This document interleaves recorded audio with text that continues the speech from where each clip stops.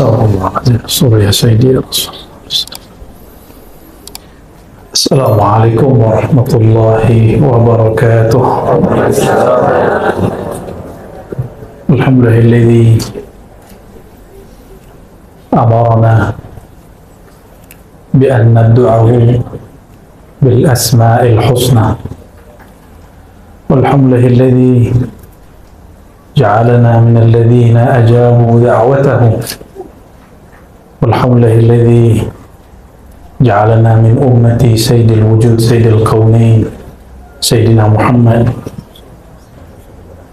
Asyhadu an la ilaha illallah, asyhadu anna Muhammadan abduhu wa rasuluh. Allahumma salli wa sallim wa barik ala hadzal nabiyil karim. Amma ba'du, Allahumma iftah lana ya fattah kutubil arifin wa 'allimna ya 'alim ilman yanfa'una. Amin ya rabbal alamin. Saudara yang melakukan Allah, puji syukur kehadiratnya karena ia masih mengizinkan namanya mengalir pada lidah kita yang penuh dosa. Alhamdulillah, Allah masih izinkan nama kekasihnya kita ulang-ulang, kita jadikan sebagai wirid, dan itu tiadalah mudah bagi orang-orang kecuali yang Allah bukakan mata hatinya. Maka tiadalah yang diangkat di muka bumi ini kecuali orang yang menyebut namanya, orang yang mencintai namanya, orang yang mewarisi ilmunya. Itulah makna dari surat Alam Nashrah, wa rafa'na laka dzikrak. Dan kami mengangkat bagi engkau, wahai Muhammad, zikraka. Zikraka secara harfiah berarti sebutanmu, namamu. Maka bagi ahli ma'rifat yang mengerti dan menjamah antara ilmu yang zahir dan batin, syariat dan hakikat, mereka memaknai zikraka, maka di situ ada zakiruka, orang yang menyebut-nyebutmu juga diangkat. Zakiruka juga bermakna al-arif bika, orang yang kenal kepada engkau juga diangkat.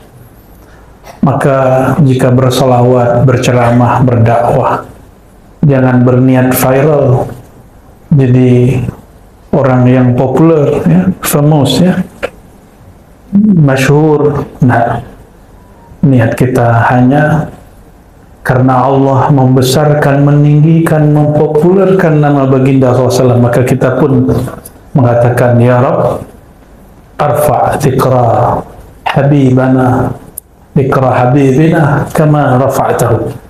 Sebagaimana engkau mengangkat namanya, kami pun mengangkat namanya.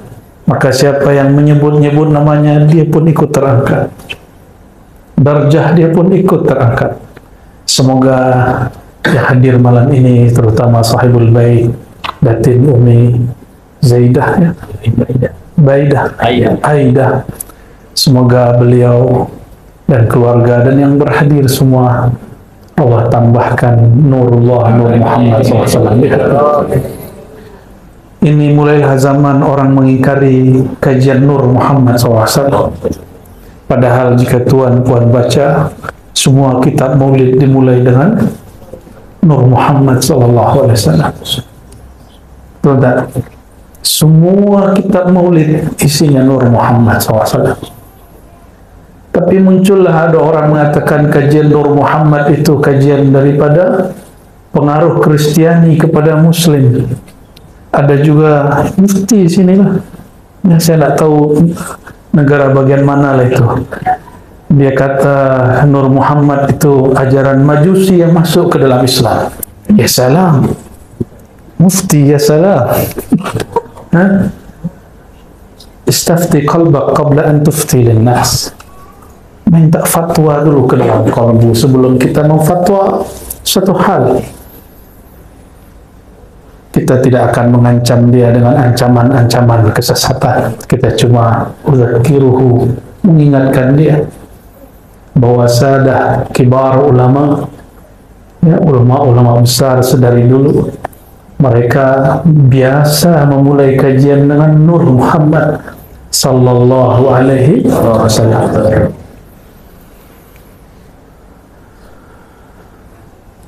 Tapi saya tidak mau bahas Nur Muhammad lah, ramai lagi ya, karena di sini baca Ratibul Attas dan Al-Asmaul Husna. Saya ambillah bagian Al-Asmaul Husna. Kalau Ratibul Attas mungkin para sahabat yang berhak membahasnya, walaupun kita memiliki sanad dan ijazahnya. Tapi tarekat saya bukan tarekat Ba'alawiyah, namun saya dapat ijazah mengamalkan wirid-wirid dan auratnya ya, namun suluknya bukan suluk Ba'alawi. Ma'ahtiramina bihim, meskipun saya sangat hormat dengan Sadah Ba'alawiyah. Kenapa? Kullu Ba'alawi syazili, setiap Ba'alawi syazili, dan amalan harian kami syazili. Suluk khalwat kami Naqsyabandi, kajian hakikat kami Syatari, mahabbah kami Ba'alawi. Alhamdulillah Rabbil Alamin. Zikir anfas kami Samani. Ya, kalau dilanjut masih banyak lagi. Ya. Al-Asmaul Husna. Tuan, puan, senangkah dipanggil dengan nama yang bagus? Senang? Senang dipanggil dengan nama yang indah, yang elok? Atau dipanggil dengan nama yang buruk? Mau? Tak nak? Tiada orang yang suka dipanggil dengan nama yang buruk. Walillahil mathalul a'la, dan milik bagi Allah lah perumpamaan yang lebih tinggi, lebih luhur. Jika engkau saja tiada suka dipanggil dengan nama yang biasa, engkau suka dipanggil dengan nama yang luar biasa, nama yang indah dan elok. Itu adalah sifat Allah yang Allah pantulkan, percikkan ke dalam dirimu. Jadi sebenarnya itu sifat Allah. Maka jangan terlalu suka dipuji. Pulangkan pujian kepada yang maha terpuji. Inilah makna Alhamdulillah Rabbil Alamin. Kapan kita boleh terima pujian? Apabila kita melihat sifat Allah lah yang menutupi aib ini, lalu orang melihat sifat Allah meliputi diri, barulah boleh kita menerima pujian. Karena yang terpuji pada hakikatnya Zat yang maha terpuji, Allah Subhanahu wa ta'ala. Dan inilah syukur kita sebagai umat Nabi yang terpuji, Nabi Muhammad SAW. Betapa bingung dan hairannya orang-orang kafir Quraisy, Abu Lahab, Abu Jahal hendak mencaci, tapi orang yang dicaci namanya orang yang terpuji. Muhammad, apa artinya? Orang yang terpuji. Bagaimana mungkin orang yang sangat terpuji dicaci maki? Oleh karenanya mereka tidak berhasil mencaci maki Sayyidina Muhammad SAW. Maka mereka menuduh Sayyidina Muhammad SAW sahirun majnun, penyihir. Tidak puas, sebut lagi majnun, gila. Itulah ya nafsu orang-orang kafir Quraisy. Dan saya bukan memberi ancaman kepada kita, hanya menakut-nakuti diri supaya siap sedia. Siapa saja yang mewarisi nur al-Muhammadi SAW, nur ilmu baginda SAW, maka ia akan juga dicaci. Ia juga akan dituduh sebagai penyihir lagi, gila. Ya. Mungkin Datin Umi ini sudah dituduh gila juga. Gila habaib, gila ulama, tersesat sudahnya. Kawan-kawannya mungkin mengira dia sudah gila. Nah. Tapi terserahlah mereka. Ya, biarlah kafilah tetap berlalu dan anjing tetap ya menggonggong tak. Allahumma shalli ala sayyidina Muhammad. Walillahil asmaul husna fad'uuhu biha. Maka milik Allah lah nama yang indah, nama yang elok. Maka semua nama terbaik berpulang kepada Allah Subhanahu wa ta'ala. fad'uuhu biha, maka panggillah Allah dengannya. Apabila saya ni kepada ustaz, saya panggil hoi, pasti ustaz tidak mau melirik, betul tak? Hei, pasti tidak mau melirik, karena ustaz punya nama, punya gelar. Minimal saya panggil ustaz, ya. Kalau tak tahu nama, panggillah ustaz, jangan panggil hoi. Hei fulan, tidak. Kita pun tidak suka dipanggil bukan dengan nama, apalagi Allah Subhanahu wa ta'ala. Tapi baiknya Allah itu, Ia menyimpan namanya bahkan dalam satu huruf. Huruf yang paling ringkas tentang nama Allah adalah Hu. Maka kul huwallahu ahad. Biasanya apabila kita menyebut dia dalam bahasa Melayu lain dengan huwa dalam bahasa Arab. Karena dia dalam bahasa Melayu khusus untuk orang ketiga, orang yang gaib, orang yang hari ini sahabat kita tidak hadir, lalu kita sebut dia. Betul tak? Tapi kalau menyebut Allahu, itu menunjukkan tanzih, mensucikan Allah dari semua fikiran-fikiran. Maka maknahu mencakup semua sifat 20. Orang kalau faham, belajar sifat 20, ada di sini majelis kajian sifat 20. Wajib ada, kita Ahlus Sunnah wal Jamaah, salah satu simbol kita adalah mengkaji sifat Allah yang 20. Bukanlah Allah itu bersifat hanya 20, tapi karena akal ini terbatas, ulama meringkasnya menjadi 20. Dari 20 orang akan faham bahwa sifat Allah Tabaraka wa Ta'ala tak terhingga. Apabila kita berkenalan dengan seseorang, ta'aruf, pertama yang ditanya bukan sifat dan tempat tinggalnya, di mana duduknya. Pertama yang ditanya adalah apa namanya.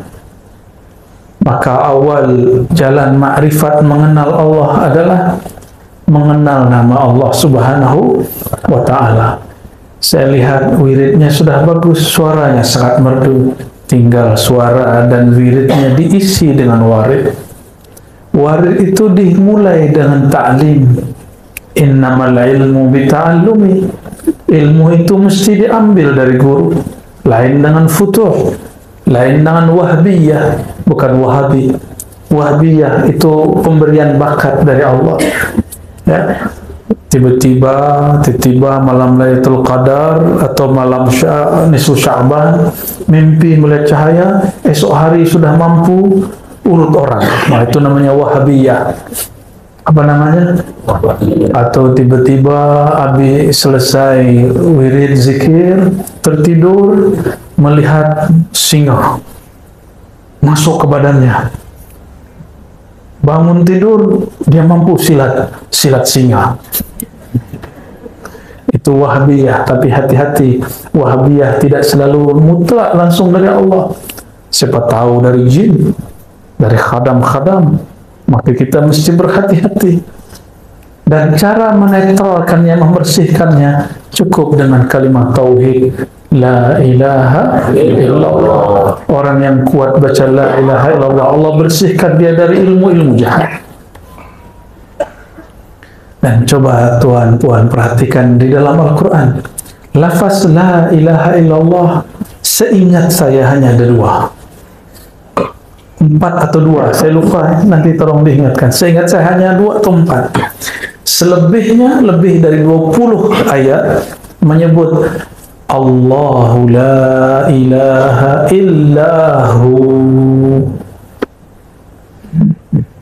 Kadang dia guna lafaz Allah, kadang dia menyebut dirinya huwa. Maka huwa dalam bahasa Arab tidak hanya berarti dia dalam bahasa Melayu, tapi huwa ghayatut tanzih, ismun litanzih, nama untuk mensucikan Allah Ta'ala. Inilah yang tidak difahami oleh beberapa dai-dai. Ya, kita maklumi karena ilmu itu berkembang. Ya, siapa tahu nanti dia merevisi kata-katanya yang mengatakan zikir dengan hu bid'ah. Nah, sudah ada di Malaysia yang bercakap begitu. Sudah ada fatwa begitu. Ya salam. Nah, siapa yang tak kenal dengan Imam Izzuddin bin Abi Salah? Imam Fakhruddin Ar-Razi. Bukan Fakhruddin Ar-Razi. Kalau yang di depan Ar-Razi. Ini Imam Fakhruddin Ar-Razi. Imam Fakhruddin Ar-Razi, beliau wafat lebih kurang 606 Hijriah. Sekarang sudah berapa? 1446. Sudah berapa abad? Satu abad 100 tahun. Sudah berapa abad? Lama gitu ya. 14 kurang 6 berapa? 8 abad, 800 tahun lebih yang lalu.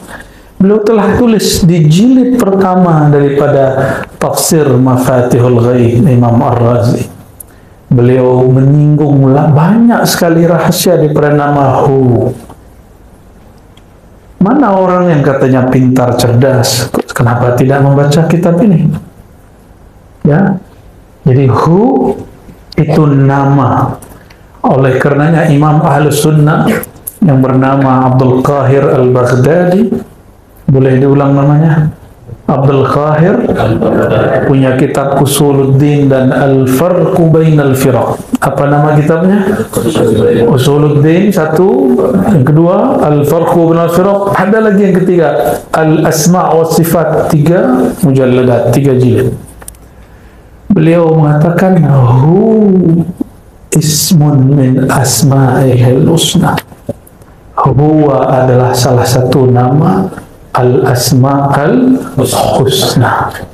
Ya, maka kalau kita zikir nas'aluka ya man huwallahu la ilaha illahu.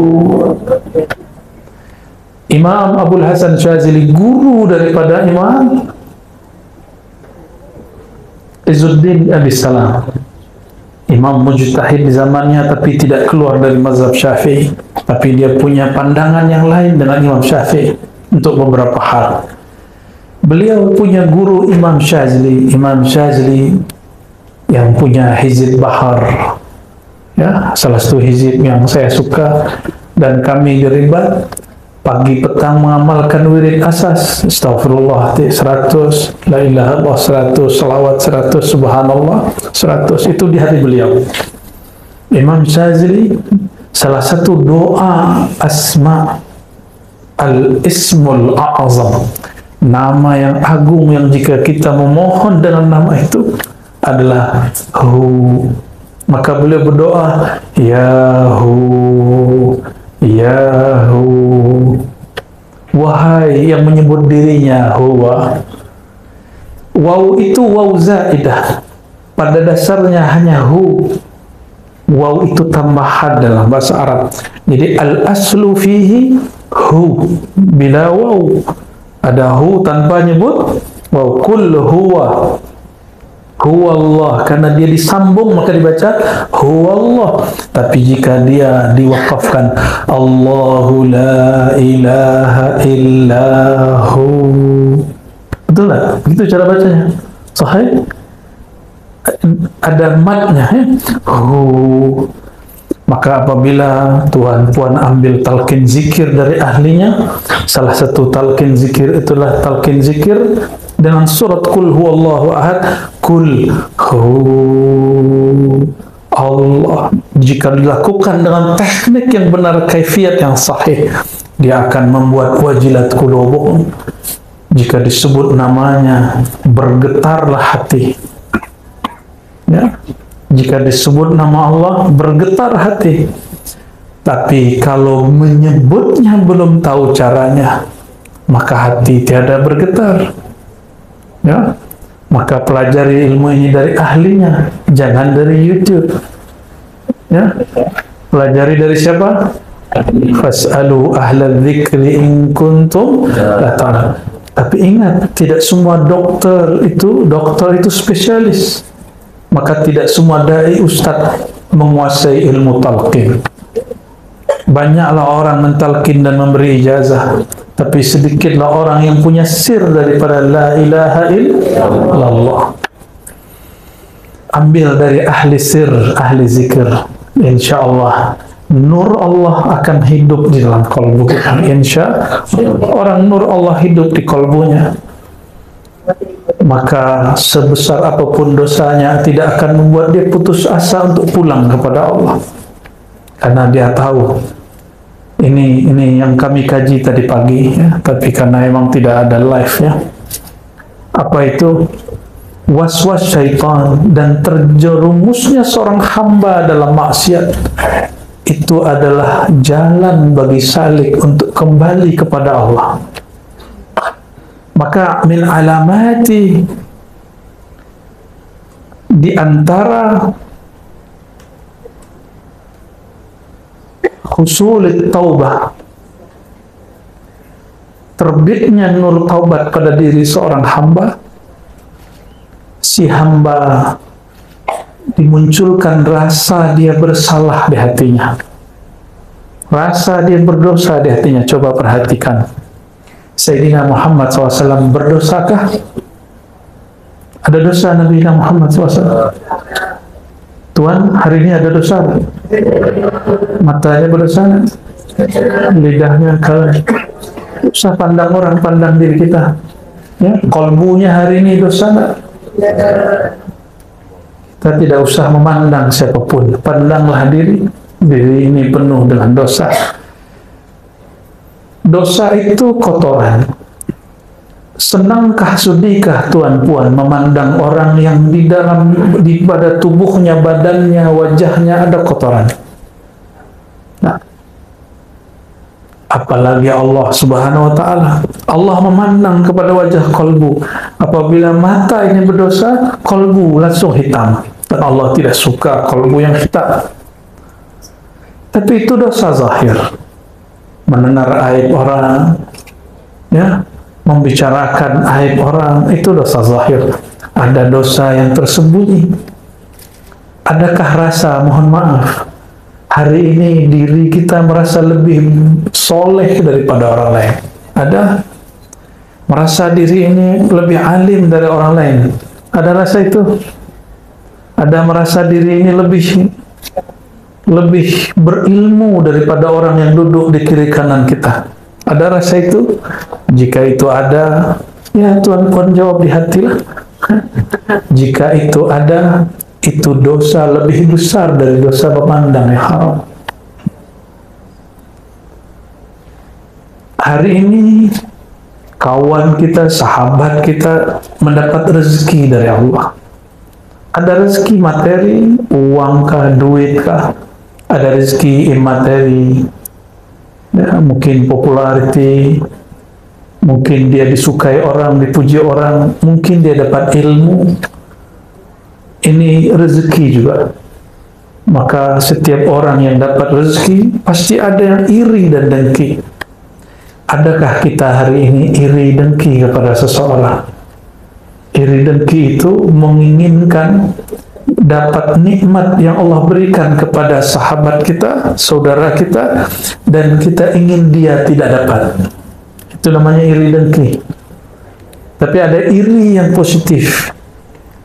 Kita menginginkan nikmat yang didapat saudara kita, tapi dia tetap mendapat nikmat tanpa perlu dia hancur dan binasa.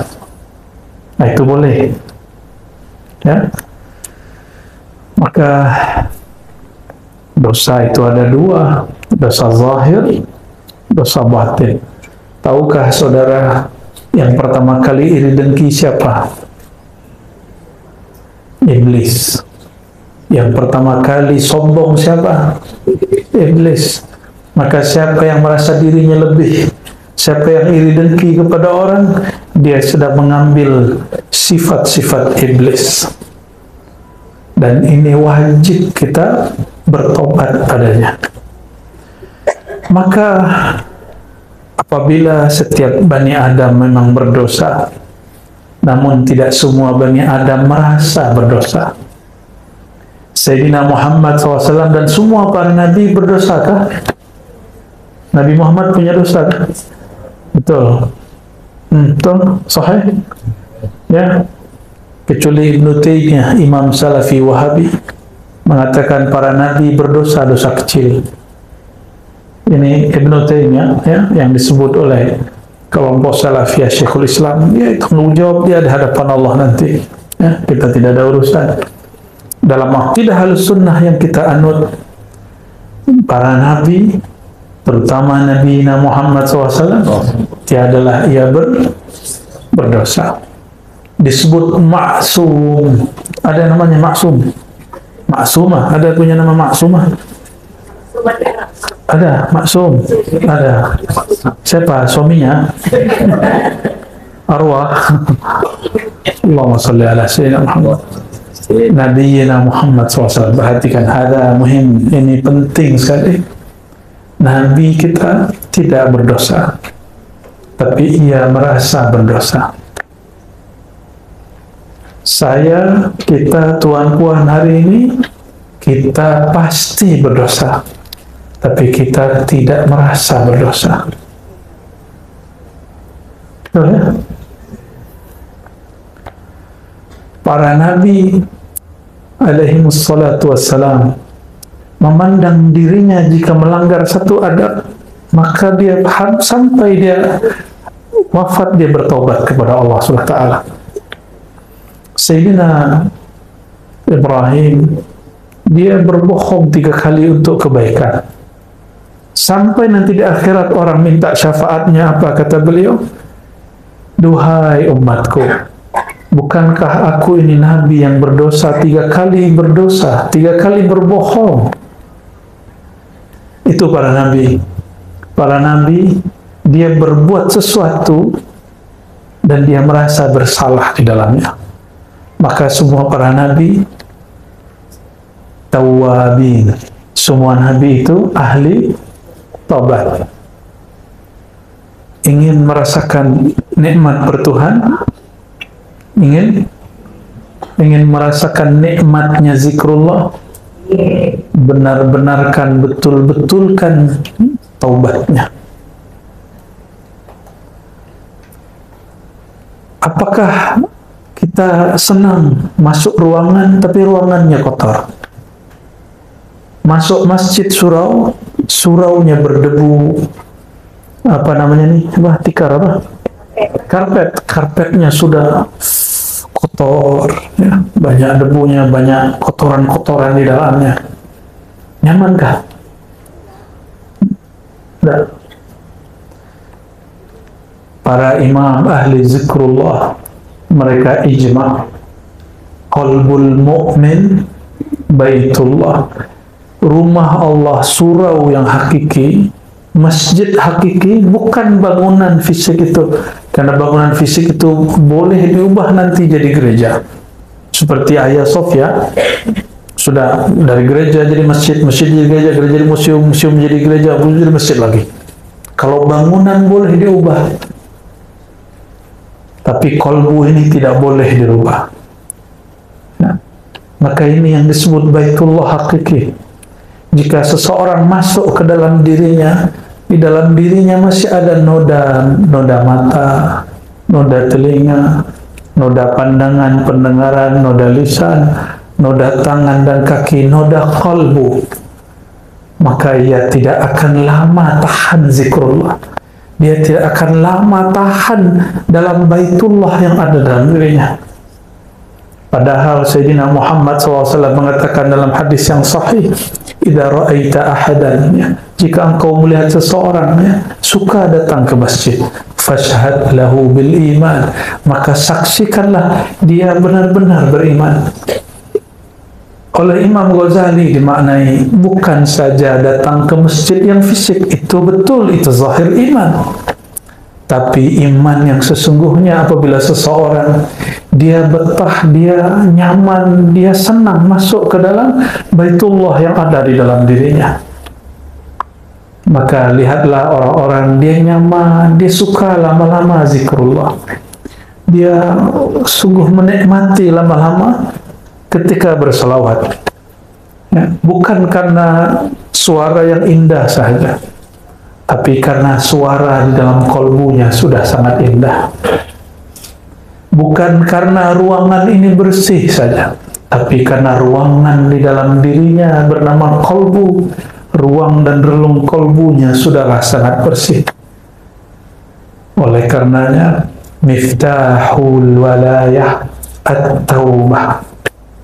Ya, ini kaidah muhimmah, kaidah penting. Pintu dari kewalian menjadi kekasih Allah dimulai dari bab taubat. Apabila kita selesai wudhu, apa yang kita baca? Allahumma ja'alni. Tapi orang lupa, ada satu adab yang dia lupa, bahwa Nabi SAW memberi doa beragam. Salah satunya syahadat asyhadu an la ilaha illallah wa asyhadu anna Rasulullah, baru Allahumma ja'alni minat tawwabin. Ya Allah, jadikan aku termasuk golongan yang bertaubat. Perhatikan tawwabin, waw musyaddad, wawnya ada tasydidnya. Dalam kaidah bahasa Arab disebut dengan mubalaghah. Kalau orang sekali tobat disebut taib, tapi jika dia berulang-ulang tobat disebut tawwab. Kenapa dia berulang-ulang tobat? Karena setiap kali dia tobat dia merasa dirinya kotor lagi, maka dia tobat lagi. Oleh karenanya ini saya bukan sedang menyuruh tuan-puan bermaksiat, tapi hendaklah kita selalu merasa punya maksiat, hendaklah kita selalu merasa punya dosa. Selesai zikir, selesai tobat, kita merasa lagi, ya Allah, hatiku masih ada maksiatnya, masih ada zulumat, kegelapannya.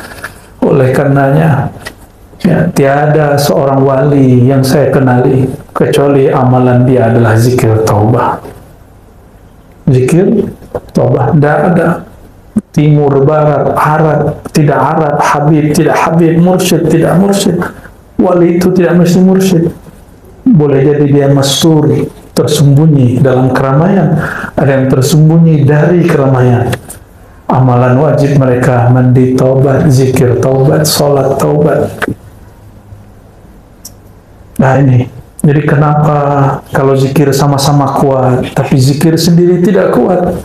Karena zikir taubatnya belumlah sempurna. Ya. Allahumma salli ala Sayyidina Muhammad. Satu kali Sayyidatuna Rabi'atul Adawiyah, Sayyidat Sufiyah.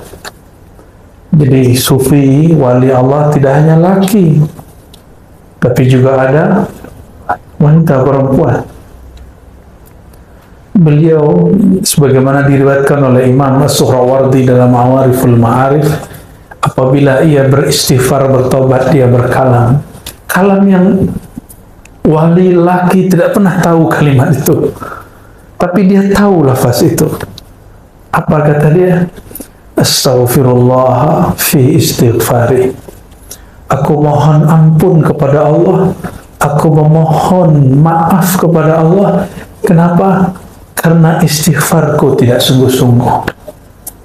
Orang jika sungguh-sungguh beristighfar, air matanya mengalir. Atau fi qalbihi an-nadam, di kolbunya ada rasa dia menyesal. Tapi selama ini kita istighfar baru menghitung Allah, ya, belum ada rasa yang ditumbuhkan, belum ada penyesalan yang dirasakan. Padahal Sayyidina Muhammad SAW mengatakan an-nadamu taubah, indikator seseorang diterima taubatnya, dia ada penyesalan terhadap yang dia lakukan. Dan an-nadamu alamatuhu al-buka, salah satu ciri dari orang yang menyesal, matanya berkaca-kaca menangis. Oleh karenanya pelajari ilmu taubat, tidak usah tinggi-tinggi ilmunya. Mau jadi kekasih Allah, baguskan taubatnya, baguskan istighfarnya. Bukan sekedar memperbanyak angkanya, tapi membaguskan makna saat membaca. Mulai malam ini saya berharap jika berzikir, zikirlah yang kita faham. Jika sudah ada yang membaca zikir, dipimpin guru, ustaz, pelajari apa yang dibaca ustaz. Jangan hanya seperti alat recording.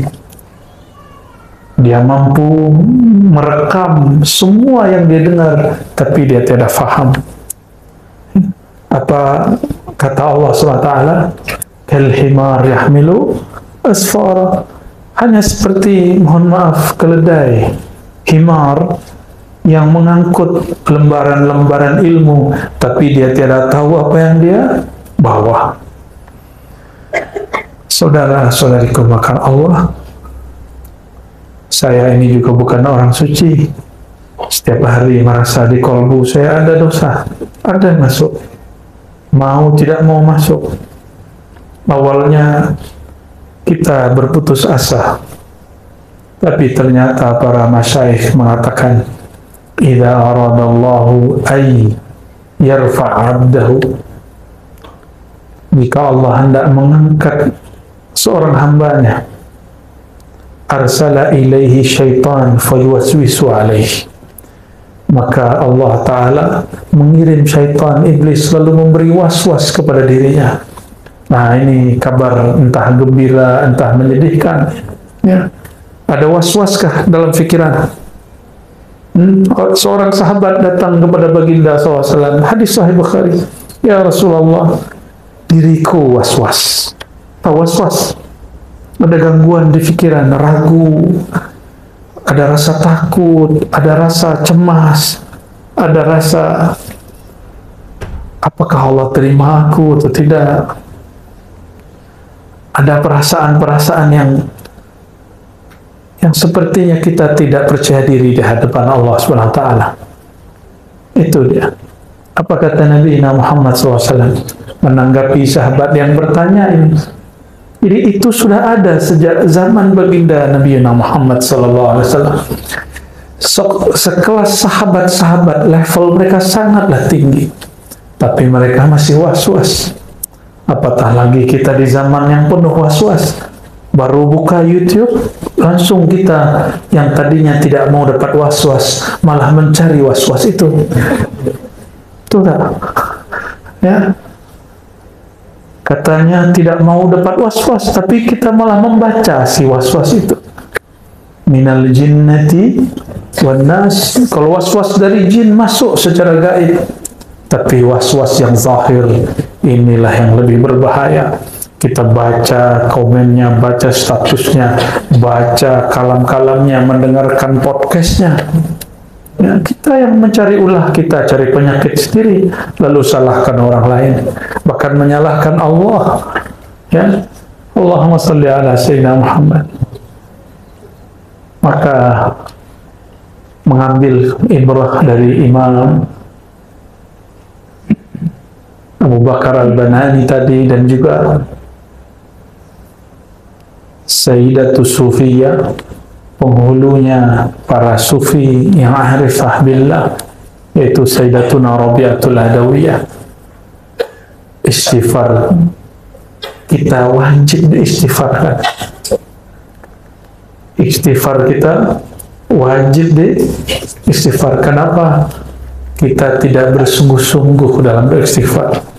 Dan Sayyidina Suhawardi mengatakan, betapa banyak orang baca istighfar, lidahnya minta ampun, kolbunya tidak. Lidah minta ampun, kolbu tidak. Lidah mengaku, kolbu tidak. Na'udzubillah min dzalik. Hadis yang sering saya baca, innallaha yanzuru ila qulubikum, Allah yang Ia tatap bukanlah lidahmu, bukan suaramu, bukan tasbihmu, yang Dia tatap apa? Kolbumu. Ini bagian terakhir yang mau saya sampaikan. Kalau kita tidak bertemu orang yang kita suka, orang yang penting dalam hidup kita, jika tidak jumpa, pastilah kita membaguskan pakaian yang dilihat. Kalau perlu, puan-puan ini berhias diri, ya, wajahnya pakai apa? Wajahnya pakai cat putih, pakai apa? kosmetik, bedak, supaya apa? Jika ada kekurangan di wajah ditutup supaya terlihat cantik. Jika laki-laki sebelum dia datang ke majelis dia pakai cleanser ya, supaya terlihat mukanya tidak berminyak, supaya nanti terlihat handsome. Oleh siapa? Oleh orang yang di belakang sana. Padahal yang di belakang hanya melihat punggung dan kepala dia. Kenapa kita hendak berhias jika hendak berjumpa makhluk? Padahal Allah selalu mau jumpa dengan kita. Dan ada perjumpaan yang resmi, yaitu waktu kita sholat. Ya, yazunnuna annahum mulaqu rabbihim. Sholat itu perjumpaan yang resmi. Dan Allah yang ia tatap bukan wajah ini. Yang ia tatap wajah qalbu, wajjahtu wajhiya lilladzi fatara as-samawati wal ardh. Aku hadapkan wajah qalbuku kepada pencipta langit dan bumi, pencipta qalbu ini. Maka jika hendak bertemu Allah Ta'ala, bersihkan wajah qalbu, berilah hiasan yang layak baginya, sehingga Allah yang maha memandang suka dan senang memandangnya. Apa tanda Allah suka memandangnya? Kita pun senang memandang qalbu kita. Walladzi anzala as-sakinata fi qulubil mu'minin. Surat Al-Fat.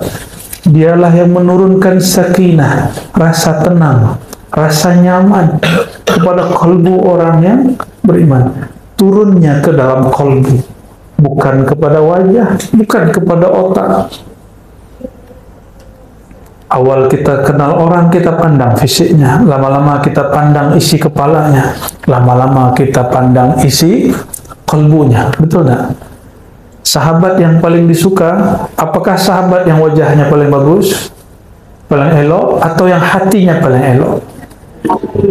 Senangkah dengan orang otak dia bagus, pikiran dia, brainnya, minda dia luar biasa, tapi kalbunya sombong?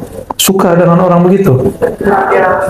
Kita lebih senang ya wajahnya ya lumayanlah, lumayan buruk, otak dia, minda dia lumayan dhaif, ya dhaif atau dhaif, ya lemah, tapi kalbu dia tidak menyimpan busuk hati. Kita suka berteman dengan orang begitu. Betul nak? Kita nyaman jika berjumpa dengan orang begitu. Itu masalul a'la. Ini perumpamaan yang lebih tinggi. Allah lebih senang lagi kepada orang yang kalbunya tidak menyimpan busuk hati, tidak menyimpan sombong diri. Senangnya Allah memandang orang begitu. Kapan mulai konflik muncul di surga? Ketika Azazil yang kemudian diberi gelar iblis merasa dirinya lebih tinggi daripada Sayyidina Adam, dan dia iri kepada anugerah Allah kepada Sayyidina Adam, maka bermulalah konflik, bermulalah pertengkaran. Ya, jangan sampai itu terjadi. Kita punya sahabat, wajahnya senang kita melihatnya, akal fikiran minda dia juga sangatlah cerdas, IQ-nya sangatlah tinggi, kalbunya sangatlah baik. Itulah afdalul ashab, sahabat yang paling mulia. Jika dia sahabat, jika dia guru yang paling disebut al-mursyid kamil mukamil, guru yang kamil, ideal, bukan sempurna. Sempurna hanya milik Allah. Ya, sangat ideal. Maka saudara-saudariku yang karena Allah hanya menatap kepada wajah, kalbu, mari merias wajah kalbu. Ya, ini puan-puan ini merias wajah ini setiap hari kan? Kalbu kita cemburu. Apa kata dia? Ya Allah, hamba-Mu ini merawat wajah zahirnya setiap hari, tapi wajah yang engkau tatap dia hanya rawat sesekali saja. Wajah ini, kata ahli kecantikan, mesti dibersihkan minimal 2 kali sehari. Tahulah kita ya, pagi, petang ya, atau bangun tidur sebelum tidur. Maka saya pun katakan minimal jika hendak membersihkan kalbu, bersihkan 2 kali sehari, sebelum bangun tidur dan sebelum tidur. Siapa yang tidur tidak membawa sifat-sifat sombong, sifat-sifat yang buruk, dia tidur fi hubbillah, dalam cintanya Allah. Itulah zikir yang sebenarnya. Itulah ahli surga. Jadi jika Tuhan mau lihat ahli surga zaman ini, mudah saya kasih contohnya. Orang yang tidur tidak menyimpan penyakit hati. Siapapun orangnya, alimkah dia, jahilkah dia, maka orang itu ahlul jannah, ahli surga. Alim dia, baca kitab kuningnya Masya Allah, apalagi baca maulidnya Masya Allah, tapi sebelum tidur dia kurang senang, hatinya suuzon, dia kurang bersyukur dengan apa yang dia dapat hari ini. Tertidur itu tidak lebih baik daripada jamaahnya mungkin jahil, tapi dia tidur penuh rasa syukur dan taubat kepada Allah Subhanahu wa taala. Maka nanti sebelum tidur, nah ingat-ingat, sebelum tidur, kata Nabi Muhammad SAW, ini sunnah Nabi, idza arada ahdukum ila firashihi, jika kamu hendak mau ke tempat tidurnya, falyatawadda wudu'ahu lis-salat, maka berwuduklah, bersihlah seperti dia hendak salat. Maka seorang muslim tidak mungkin dia tidur wajahnya berminyak. Nah, kenapa? Karena dia mau tidur, dia pasti bersihkan wajahnya dulu. Jadi Rasulullah SAW sangat mengerti bab berhias. Lalu setelah itu apa? Bacalah zikir-zikir yang sudah mungkin kita tahu semua. Tapi ada satu hal yang terpisah hadisnya. Janganlah tidur dalam menyimpan rasa sakit hati kepada siapapun. Ada rasa sakit hati kah kepada orang? Masih ada? Masih ada dendam? Masih? Saya lihat ini sebagian masih menyimpan dendam ini ya. Masih ada 1-2 lah ini. Dapat dibaca dari gores mata. So, kan tahu alam gaib tidak. Ya. Kita tahu orang wajah lapar. Kenapa? Terlihat di wajahnya. Bukan berarti kita tahu alam gaib, tidak. Sayyidina siapa yang Yahudi ini namanya? Abdus Salam, ya. Seorang Yahudi yang masuk Islam. Kita tak benci Yahudi karena Yahudinya. Kita benci Yahudi yang Zionis, yang jahat kepada sesama manusia, apalagi Muslim yang sedang ada di sana. Sayyidina Abdus Salam diperintah oleh amatinya, bibinya, wahai Abdus Salam, orang cakap ada orang baik datang ke Madinah mengaku sebagai Rasul Allah. Jika benar dia Rasul Allah yang ada di kitab Taurat kita, maka lihatlah wajahnya, apakah wajahnya wajah orang jujur atau pembohong. Pergilah. Maka pergilah Abdus Salam kepadanya. Saat semua orang Madinah menyambut baginda Nabi Muhammad SAW, maka dia tatap wajah Nabi. Lalu dia pulang. Apa kata dia kepada bibinya? Wahai bibi, ma ra'aitu fihi wajhal kizab. Aku tidak melihat ada gores kebohongan, kedustaan pada wajahnya. Berarti ilmunya ada. Ini namanya ilmu firasah yang kemudian dikumpulkan oleh Imam Fakhruddin Ar-Razi. Itu Imam Fakhruddin Ar-Razi lagi. Imam Ar-Razi lagi ya. Beliau kumpul satu buku judulnya Al-Firasah. ini boleh dimumarasahkan.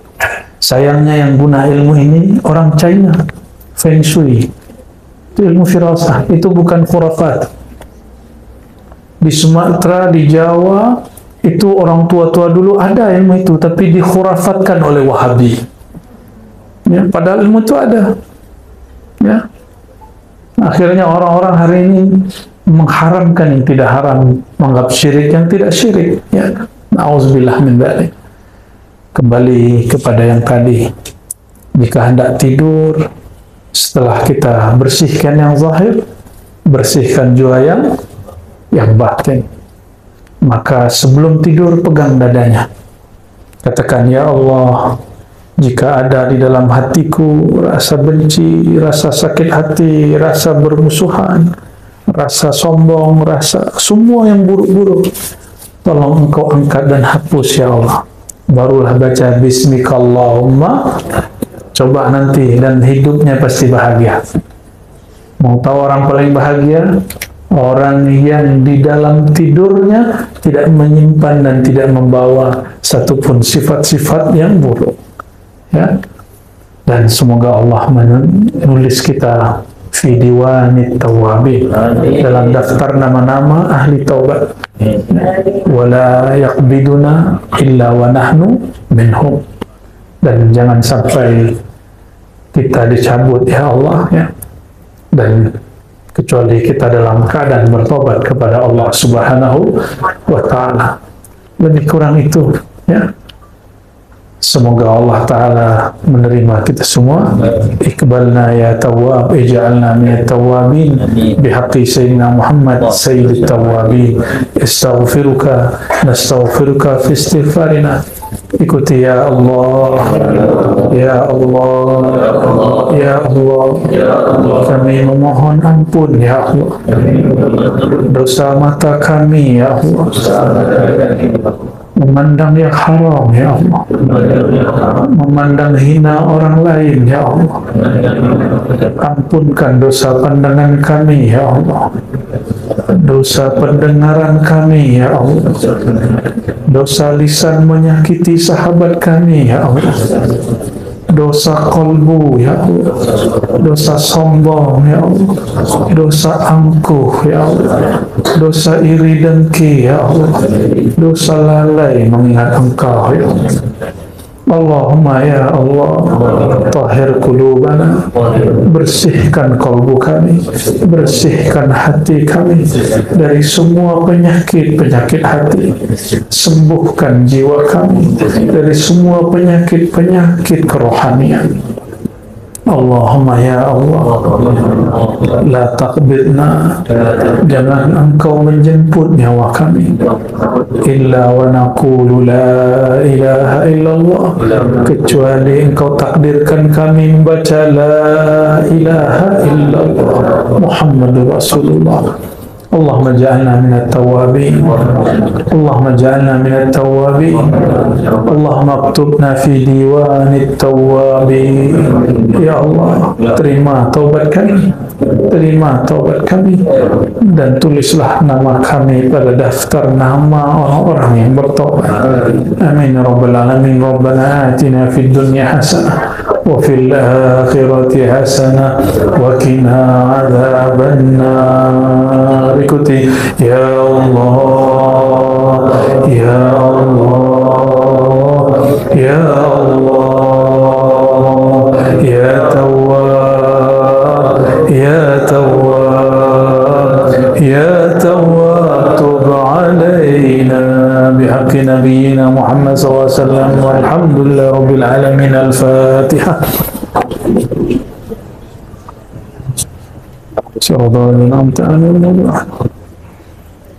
Lebih kurang itu yang dapat kami sampaikan. Mohon maaf salah kurangnya. Subhanakallahumma wa bihamdika, asyhadu an la ilaha illa anta, astaghfiruka wa atubu ilaik. Assalamualaikum warahmatullahi wabarakatuh.